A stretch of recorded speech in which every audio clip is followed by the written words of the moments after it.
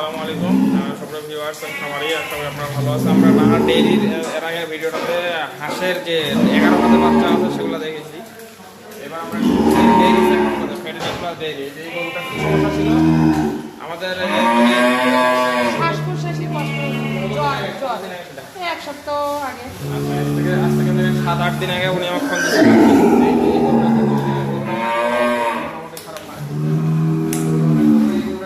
কষ্ট ছিল থাকার কারণে উনি আমাকে ফোন দিয়ে বলে যে কি সমস্যা, সমস্যাগুলো শুনে সাইন সিমটমগুলো শুনে সেই অনুযায়ী একটা লাইন ট্রিটমেন্ট দেওয়ার চেষ্টা করি। চিকিৎসা দেওয়ার কতদিন পর গরু স্বাভাবিক হলো? শ্বাসকষ্ট সাথে সাথে মানে রাতের মধ্যেই ঠিক হয়ে গেল। চিকিৎসা দেওয়ার পরেই এই গরুটা এর আগে একটা গরু করছিলাম, ওই যে ফোঁড়া চিকিৎসা এনারা মনে হয় এখানে একটা গরু, সেটা কোনটা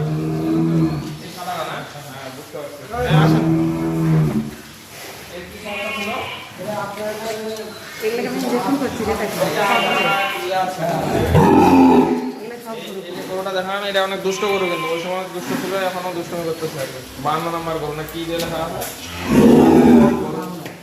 কোড নাম্বার লেখা আছে, রেকর্ড মেনটেন করতে খুব সুবিধা হয় আর কি, যেন করতে পারে, সে কারণে এটা করছে। এটা একটা ফার্মের ভালো ক্যারেক্টারিস্টিক্সের মধ্যে একটা, যে রেকর্ড মেনটেন করলে সব কিছু ইজিলি হ্যান্ডেল করতে পারে আর কি। কখন ভ্যাকসিনেশন করবে, কখন মেডিকেশন আদার ট্রিটমেন্ট দিবে, কখন হিটে আসে না আসে, এই যে আটা ক্লিয়ার করবো আর সমস্যা আছে কিনা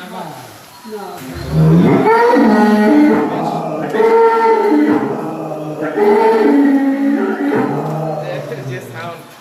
আমরা বেশ কিছুদিন আগে ওটা চিকিৎসা করছিলাম, ওই সময় আসে এখানে আমাদেরকে নিয়ে আসছিল প্রাণী সম্পদ অফিস থেকে। আমরা এখন আপনাদের দেখাইলাম, পাশাপাশি আমরা আমাদের উপজেলা প্রাণী সম্পদ কর্মকর্তা স্যার আছেন, এই ফার্মগুলো বেশি ভিজিট করা থাকে না। স্যার আপনার একটু ফার্ম সম্পর্কে কিরকম? আমাদের যে খামারে এসেছি, আমাদের খামারে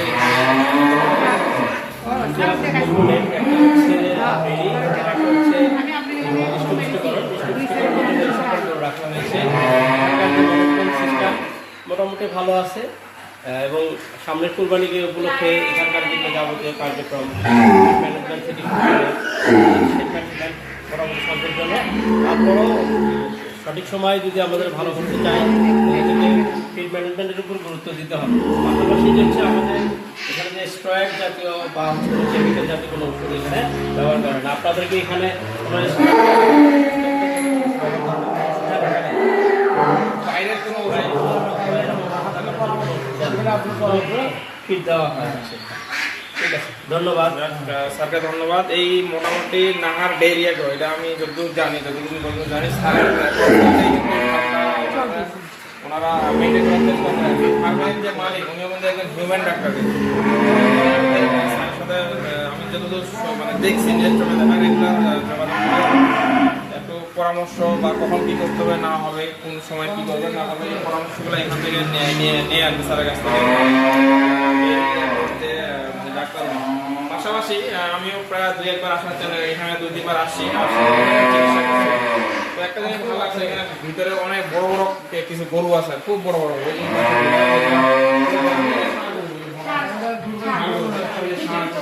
মোটা তাজাকরণের যে গরুগুলা পিছনে। তো আমি এই ধরনের সামনে কুরবানি বিশেষ করে স্যার যেটা কথা বলবো আর কি, যে স্টেরয়েড বা কেমিক্যাল